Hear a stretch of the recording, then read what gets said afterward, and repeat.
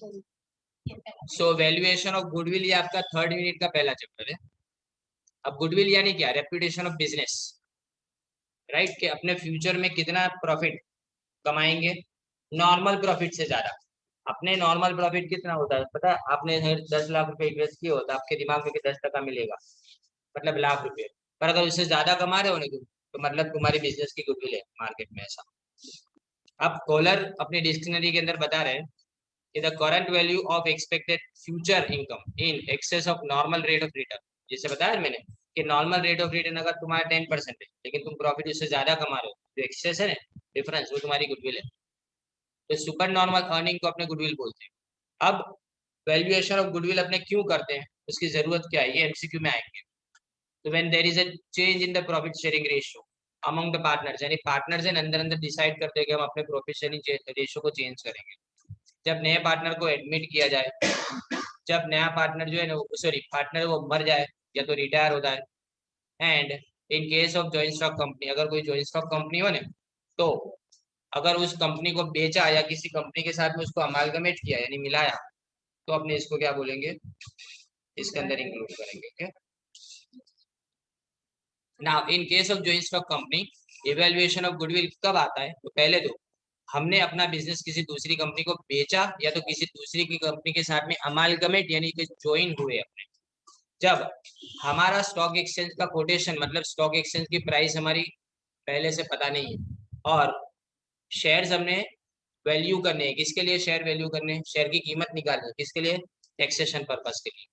जब हमने large block of share, बहुत ज्यादा शेयर्स किसी को बेचने या किसी को हमसे खरीदने या तो हमको किसी के पास से वापस खरीदने, इसको बायबैक बोला जाता है, राइट? तो अगर उस टाइम पे भी अपने क्या करेंगे, अपने गुडविल किया तो अपने बिजनेस की वैल्यूएशन निकालेंगे। कंपनी ने क्या किया हो, पहले गुडविल को राइट ऑफ यानी खत्म कर दिया हो, और अब वो उसको वापस लाना चाहती हो के अंदर, तब भी।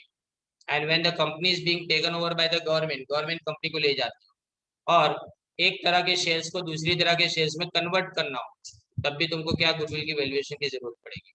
अब कौन कौन से फैक्टर्स है तुम्हारी गुडविल की वैल्यूएशन पे इफेक्ट करेंगे? पहला तो तुम्हारा नेचर ऑफ इंडस्ट्री, तुम्हारी इंडस्ट्री कैसी है, उसकी हिस्ट्री क्या है, और उसमें कितना रिस्क है। दूसरा, prospect of industry in future, हमारे बिजनेस का फ्यूचर में क्या प्रोस्पेक्ट, यानी फ्यूचर में कितना अपने आगे बढ़ सकते हैं। फिर कंपनी की हिस्ट्री, पास्ट परफॉर्मेंस के बेस के ऊपर अपने अपना प्रॉफिट देखेंगे और इसका डिविडेंड चेक करेंगे। The basis of valuation of asset of the company and their value, हमारी जो असेट्स है उसको हमने कैसे वैल्यूएट किया है। And the ratio of liability to capital, liability और कैपिटल कितनी ज्यादा है। लायबिलिटी ज्यादा हो तो गुडविल कम हो जाएगी, कैपिटल ज्यादा हो तो गुडविल बढ़ जाएगी, ऐसा। द नेचर ऑफ मैनेजमेंट, और उसको कितनी बार चेंज करते हैं। मैनेजमेंट कैसा है, size, location and reputation, company की प्रोडक्ट मार्केट में कैसी चलती है वो। The major fair valuation of goodwill, सबसे अच्छा पता है किस पे डिपेंड करता है गुडविल, तुम्हारी कंपनी के प्रॉफिट के ऊपर डिपेंड करता है। तो one who pays for goodwill looks to the future profit, the profit that are expected to be earned in future are extremely important for valuation of goodwill. The most important factors that have a bearing on future profit, वो personal skill management, यानी management करने वाला कैसा है, business का nature कैसा है, location अच्छा है कि नहीं, सप्लाईज यानी सप्लायर्स के पास से सप्लाईज बराबर से मिलती है कि नहीं, हमारे पेटेंट और ट्रेडमार्क से हमको अगर प्रोटेक्शन मिलता हो तो गुडविल बढ़ जाएगी, अच्छे कॉन्ट्रैक्ट अगर मिलेंगे तो गुडविल बढ़ जाएगी। कैपिटल रिक्वायरमेंट और अरेंजमेंट ऑफ कैपिटल अगर अच्छी तरह से की हो तुमने, तो वहां पे भी गुडविल इंक्रीज हो जाएगी। मार्केट में अगर कंपनी और मैनेजमेंट दोनों का अच्छा रेपुटेशन हो तो भी गुडविल इंक्रीज होगी। और रिटर्न अगर अच्छा मिलता हो किसी कंपनी के अंदर या तो एक्सपेक्ट किया जाता हो, तो भी गुडविल बढ़ेगी। अब गुडविल की मेथड्स कौन कौन सी, तो एक तो पहली आती है तुम्हारी super profit method. Super profit में क्या किया जाता है, अपने सिंपल प्रॉफिट मेथड है पहला। सिंपल प्रॉफिट में अपने एएफएमपी फाइंड आउट करेंगे। अब जब भी मैं एएफएमपी बोलूं तो याद रखना एवरेज फ्यूचर मेंटेनेबल प्रॉफिट, और इसको number of years of purchase से मल्टीप्लाई कर देंगे। फिर कैपिटलाइजेशन ऑफ प्रॉफिट मेथड। अब कैपिटलाइजेशन ऑफ प्रॉफिट मेथड का मतलब क्या, कि तुम्हारा जो फ्यूचर मेंटेनेबल प्रॉफिट है ना, उसको अपने डिवाइड करेंगे एनआरआर के साथ में, यानी नॉर्मल रेट ऑफ रिटर्न जो सब में दिया जाएगा, इंटू 100 कर दो तो आंसर आ गया।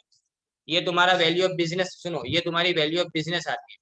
अब वैल्यू ऑफ बिजनेस हो ने, तो अब गुडविल फाइंड आउट करनी हो तो क्या कि हमारे बिजनेस की वैल्यू हमारे रिटर्न के मुताबिक क्या है और माइनस हमने कितना कैपिटल इन्वेस्ट किया है, दोनों को डिफरेंस करेंगे तो तुम्हारी ये मेथड से भी गुडविल आ जाएगी। टोटल 5 मेथड है। Super profit method. अब सुपर प्रॉफिट यानी नॉर्मल प्रॉफिट जो तुम कमा सकते हो, कैसे? कैपिटल एम्प्लॉयड इनटू एनआरआर अगर करेंगे तो तुमको मिलेगा नॉर्मल प्रॉफिट। लेकिन असली प्रॉफिट जिसको एएफएमपी बोलते हैं, एवरेज फ्यूचर मेंटेनेबल प्रॉफिट, उसके साथ में उसको अगर माइनस करेंगे ना तो अपने को सुपर प्रॉफिट मिल जाएगा। ये अपने फर्स्ट सम के सेकंड सम के अंदर देखेंगे। पहले 3 सम इसके अंदर सॉल्यूशन के साथ में, पहले वो कंप्लीट करेंगे उसके बाद वाले सम स्टार्ट। देखो capitalisation of super profit under this method, super profit divided by NRR into 100, सीधा direct super profit divided by NRR into 100। और जो एन्युइटी मेथड है ना, वो एन्युइटी मेथड कैसे करते हैं? Average annual super profit into annuity factor, वो क्वेश्चन में दिया जाएगा। एन्युइटी फैक्टर यानी साल के अंदर कितना रिटर्न तुमको मिलता है, उसका एन्युइटी के एक टेबल बनाया जाता है, कैलकुलेशन उसके बेस पे करके। अब देखो determination of future maintainable profit, ये कैसे डिसाइड किया जाता है? इसको डिसाइड करना यानी क्या, देखो एक बात समझो, फ्यूचर मेंटेनेबल प्रॉफिट यानी नॉर्मल बिजनेस से होने वाला प्रॉफिट, बराबर। अभी आग से नुकसान हुआ कोई एक साल, वो एक साल में होगा, हर साल नहीं होगा, तो वो तुमको प्लस कर देना पड़ेगा। कोई भी ऐसा लॉस जो कोई एक साल होता है, हर बार रेगुलर ना हो, तो उसको प्लस कर देना पड़ेगा उल्टा। इसी तरह से कोई भी ऐसा प्रॉफिट जो कभी कभी हुआ, तो उसको माइनस कर देना पड़ेगा उल्टा। और अगर कुछ ऐसी चीज हो, कोई ऐसा एक्सपेंस या कोई ऐसी इनकम जो तुम्हारे बिजनेस के साथ कनेक्टेड नहीं है, जैसे कि इंटरेस्ट फ्रॉम इन्वेस्टमेंट, वो तो तुम्हारे पर्सनल इन्वेस्टमेंट तुमने किया उसमें से मिलने वाली इनकम, तो वो इनकम भी तुमको माइनस कर देनी, क्योंकि वो तुम्हारे बिजनेस की इनकम नहीं है। तो बिजनेस के साथ रिलेटेड हो ना, वही सब चीजें यहाँ पे लिखी। अभी कई बार क्या होता है कि तुमने स्टॉक को ओवर वैल्यू कर दिया, तो उसका भी एडजस्टमेंट यहाँ पे क्लियर करेंगे। अभी कभी बार ऐसा होता है कि हमने स्टॉक को अंडर वैल्यू कर दिया यानी कम वैल्यूएशन कर दिया, तो उसको भी यहाँ पे प्लस माइनस करना पड़ता है। पर याद रखो, अगर क्लोजिंग स्टॉक की एंट्री है ना, तो दूसरे साल की ओपनिंग स्टॉक की भी एंट्री आएगी, क्योंकि इस साल का क्लोजिंग अगले साल का क्या हो गया, ओपनिंग हो गया। इसी तरह से अगर इस साल की ओपनिंग की अगर एंट्री है ना, तो पिछले यानी गए हुए साल की क्लोजिंग की एंट्री। और अगर एक को प्लस करेंगे तो दूसरे को माइनस, और एक को माइनस करेंगे तो दूसरे को प्लस, ऐसे ही एंट्री। क्योंकि क्लोजिंग स्टॉक कहाँ लिखते हैं, क्रेडिट साइड पे, और ओपनिंग स्टॉक कहाँ लिखते हैं, ट्रेडिंग में, डेबिट साइड पे। तो अगर साइड अलग अलग है तो एंट्री भी उल्टी जाएगी ना, इस तरह से, राइट। अब इसको अपने देखें, नॉर्मल रेट ऑफ रिटर्न जो है ना, वो नेक्स्ट पेज पे, थर्ड नंबर के पेज पे। नॉर्मल रेट ऑफ रिटर्न यानी तुम्हारा एक्सपेक्टेड रेट ऑफ रिटर्न, यानी तुम पूरे साल जितनी कैपिटल एम्प्लॉयड की है उसमें से कितना कमाने का एक्सपेक्टेशन रखते हो, ये अलग अलग होता है हर इंडस्ट्री में, राइट। और return at zero risk level यानी मतलब safe investment, additional return for business risk. कई बार क्या तुमको नॉर्मल तो मिलता ही है, लेकिन रिस्क के ऊपर भी पैसा ज्यादा मिलता है, क्योंकि अगर कोई रिस्क लेता है ना, तो रिस्क के ऊपर तुमको प्रॉफिट मिलने के चांस बढ़ जाते हैं। अब फाइनेंशियल रिस्क, ये बिजनेस रिस्क है और नीचे फाइनेंशियल रिस्क है, बराबर ने। अब अगर तुमको दिया ही ना हो क्वेश्चन में, तो फाइंड आउट करने की फॉर्मूला भी है तुम्हारे पास, कौन सी? Normal rate of return is equal to dividend divided by market price of share into 100। तुमने कितना डिविडेंड डिक्लेयर किया, divided by market price of share into क्या कर देंगे अपने, 100 कर देंगे, राइट। अब थियरी में last point, capital employed. Capital employed का मतलब क्या, तुम्हारी सारी एसेट्स गुडविल को छोड़ के और फिक्टिशियस एसेट्स को छोड़ के, जो असेट के अंदर आती है लेकिन असेट है नहीं, जैसे प्रिलिमिनरी एक्सपेंस, प्राथमिक खर्चा, राइट। उसी तरह से discount on issue of debenture, discount on issue of shares, ये सब नहीं आएंगे, ये सब हटा दो उसमें से। और दूसरा क्या नहीं आएगा पता है, ट्रेडिंग इन्वेस्टमेंट नहीं आएगा इसमें, नॉन ट्रेड इन्वेस्टमेंट नहीं आएगा, ट्रेडिंग इन्वेस्टमेंट आएगा। नॉन ट्रेडिंग असेट और नॉन ट्रेडिंग इन्वेस्टमेंट इसमें से निकाल देना है। असेट साइड पे से 3 चीजें निकलेगी, पहले तो गुडविल, दूसरी फिक्टिशियस एसेट्स, और non trading assets and investment निकल जाएंगे इसमें से, ओके। फिर लायबिलिटी में से क्या क्या आएगा, माइनस करेंगे लायबिलिटी, और क्या, सिर्फ थर्ड पार्टी लायबिलिटी। क्या नहीं माइनस कर सकते तुम, क्या नहीं माइनस कर सकते तुम, तो सबसे पहली बात, तुम उसमें से पीएनएल अकाउंट माइनस नहीं कर सकते, तुम उसमें से जनरल रिजर्व माइनस नहीं कर सकते, और तुम उसमें से कोई भी कैपिटल माइनस नहीं कर सकते। ये क्या आएगा तुम्हारा क्लोजिंग कैपिटल एम्प्लॉयड। लेकिन अपने को ढूंढना क्या है पता है, एवरेज कैपिटल एम्प्लॉयड। तो तीन मेथड है। सबसे अच्छी मेथड ओपनिंग कैपिटल एम्प्लॉयड जो पिछले साल की है वो, प्लस इस साल की closing capital employed divided by 2। ये सबसे बेस्ट मेथड, सबसे अच्छी मेथड। अगर ये ना हो तो दूसरी मेथड, क्लोजिंग कैपिटल एम्प्लॉयड में से इस साल के प्रॉफिट का आधा माइनस कर देने का, इस साल के प्रॉफिट का आधा माइनस कर देने का, तो जो बचेगा ना वो तुम्हारी एवरेज कैपिटल एम्प्लॉयड आ गई। और तीसरी मेथड सबसे खराब, पर सारे सब में अपने यही मेथड करेंगे कि जो क्लोजिंग दिया उन्हें वही तुम्हारा एवरेज, जो क्लोजिंग का आंसर आया ना वही तुम्हारा एवरेज। क्योंकि सब में आपको लिखत दिया जाएगा, देखो मैं आपको बताऊं, हर सम के अंदर ऐसा लिखा होगा।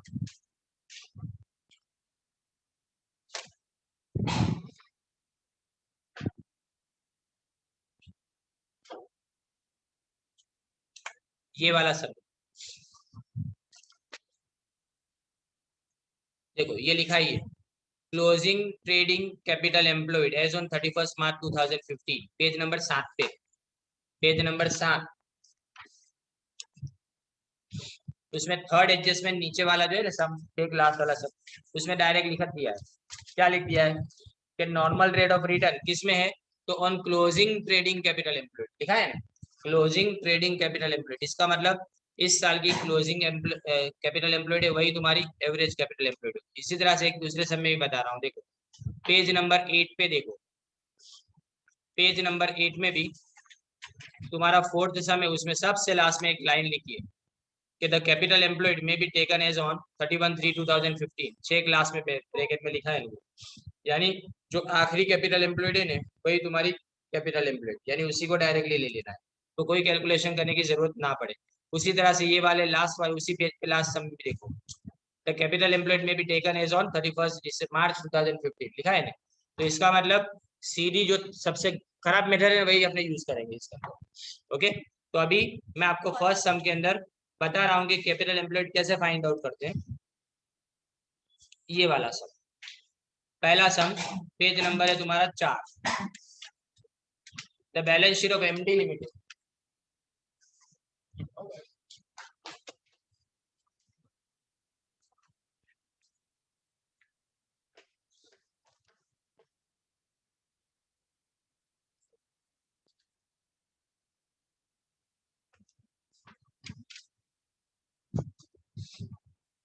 ओके, तो फर्स्ट देखो इसमें MD, balance sheet of MD manufacturing company limited discloses the following financial position as on 31/3/2015, right. अब इसमें असेट साइड तुमको दी है, लायबिलिटी साइड दी है, तो असेट में से कौन सी असेट लेंगे, गुडविल को छोड़ के सारी, क्योंकि बाकी कोई है ही नहीं कि जो अपने ना ले सके। तो पहले एक 75 न्यू 1,15,000 नीचे देखो कैलकुलेशन में, ये वाले कैलकुलेशन में आप देखो लिखा है 1,75,000, 90,000, 90,000, 1,15,000, 95,000 और 7,000। तो असेट साइड का टोटल कितना आया, अपने जो लेनी है वो 4,82,000। अब इस असेट में से अपने माइनस करेंगे लायबिलिटीज को, तो लायबिलिटीज में सिर्फ दो ही है देखो, एक तुम्हारे क्रेडिटर्स और एक तुम्हारा प्रोविजन फॉर टैक्सेशन, सिर्फ दो ही है। सी ये दो लाइन लायबिलिटीज को माइनस करेंगे। अब समझो कोई सम के अंदर क्या है, तुमको नीचे एडजस्टमेंट में लिखा हो कि फलानी एसेट है उसकी नई वैल्यू ये है, तो अपने वो नई वैल्यू लेने की, पुरानी भूल जाने की। ऊपर बैलेंस शीट वाली वैल्यू नहीं लेने की, अपने जो नीचे अलग वैल्यू दी हो ना वो ले सब में। ओके, तो अब ये दोनों को माइनस करेंगे, 1,26,000 टोटल होगा, ये देखो यहाँ पे लिखा है, राइट। अब 4,82,000 में से अपने 1,26,000 को माइनस करें तो कितना मिलता है, 3,56,000 मिलता है, राइट। कितना मिलता है, 3,56,000। तो अब ये 3,56,000 क्या हो गया तुम्हारे लिए, क्लोजिंग कैपिटल एम्प्लॉयड। क्या हो गई, क्लोजिंग कैपिटल। अब आपको तीन एडजस्टमेंट है अलग, तो इसमें पहले में लिखा है, देखो पहली लाइन में लिखा गया है कि पीएटी कितना है तुम्हारा 55,000 पर लिखा है ना, एडजस्टेड पीएटी। तो जब पीएटी दिया हो ने तो अपने लिए सेकंड बेस्ट ऑप्शन कौन सा है, इसका हाफ कर दो, यानी 55,000 का आपने हाफ कर, देखो नीचे लिखा हुआ है जो तुम्हारी ट्रेडिंग कैपिटल एम्प्लॉयड आई ना 3,56,000, 3,56,000, ये 3,56,000 में से अपने प्रॉफिट का हाफ कर देंगे और वो हाफ अपने माइनस करेंगे, तो जो आया ने वो तुम्हारे एवरेज कैपिटल एम्प्लॉयड का आंसर। समझे क्या किया हमने? पहले कैपिटल एम्प्लॉयड फाइंड आउट की, closing capital employed find out की, अब उस क्लोजिंग कैपिटल एम्प्लॉयड में से हमने प्रॉफिट का आधा माइनस कर दिया, तो जो आंसर आया ना वो तुम्हारे लिए क्या हो गया? तो तुम्हारे लिए average capital employed. Now second method, second method में क्या बताया गया है कि क्लोजिंग कैपिटल एम्प्लॉयड है तुम्हारी एवरेज कैपिटल एम्प्लॉयड, तो ऊपर 356 आया था ना, वो वही तुम्हारा आंसर डायरेक्ट। देखो वही तुम्हारा आंसर 3,56,000, दैट्स इट। कोई वर्किंग करने का नहीं, माइनस माइनस कुछ भी नहीं करने का। लेकिन अगर क्वेश्चन में तुमको क्या दिया गया हो, opening balance of capital employed दिया गया हो, जैसे इसमें दिया है, राइट, तो जो क्लोजिंग आया था कितना आया था? 3,56,000। ओपनिंग कितना है? 3 लाख। दोनों का प्लस करूंगा, देखो यहाँ पे वर्किंग में किया गया है, दोनों का मैं प्लस करूंगा और प्लस करने के बाद मैं डिवाइड बाय 2 कर दूंगा, तो 3,28,000 मेरी क्लोजिंग कैपिटल एम्प्लॉयड आ, सॉरी एवरेज कैपिटल एम्प्लॉयड आ गई, राइट। तो तीन मेथड, अगर पीएटी दिया हो तो हाफ करके माइनस कर देने का पीएटी, अगर कुछ भी ना दिया हो तो क्लोजिंग है वही तुम्हारी एवरेज, लेकिन अगर ओपनिंग बैलेंस दिया हो तो closing plus opening divided by 2 करेंगे। ठीक है, तीनों मेथड समझ में आ गई। अब अपने नेक्स्ट सम की तरफ मूव कर रहे हैं। See this is illustration number 2। A Limited proposed to purchase the business carried on by B Limited. Goodwill for this purpose is agreed to be valued at 3 years purchase of the weighted average profit of the past 4 years. यानी पिछले 4 साल के तुमको क्या करने हैं, weighted average profit इसके अंदर। The profit for the years and appropriate weights to be used are as follows. Weight साथ में दिए, इन केस अगर वेट दिए होने तो आपको वेटेड एवरेज प्रॉफिट मिलेगा। अब पहले एडजस्टमेंट्स देखो।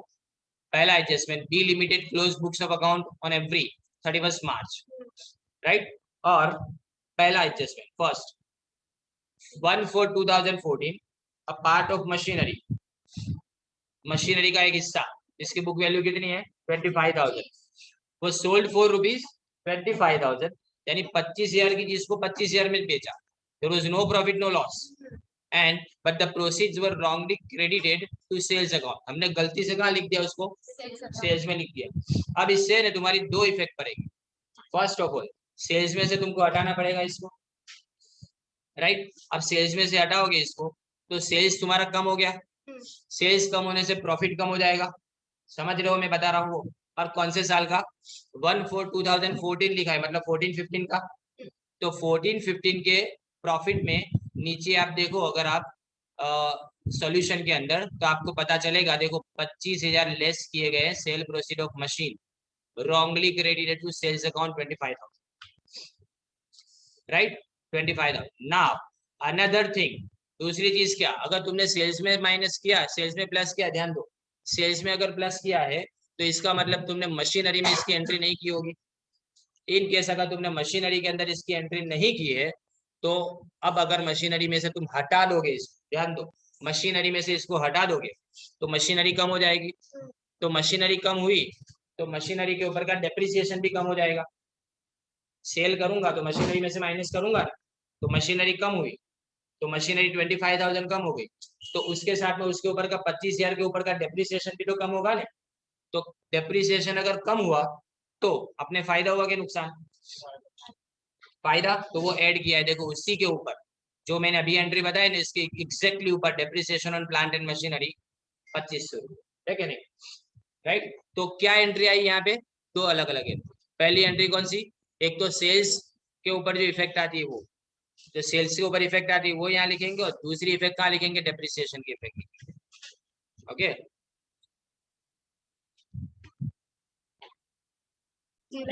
अब नेक्स्ट देखिए, the closing stock, the closing stock on 31/3/14 was overvalued by 15,000। Closing stock को अपने ओवर वैल्यू किया है, कब है? 31/3/2014।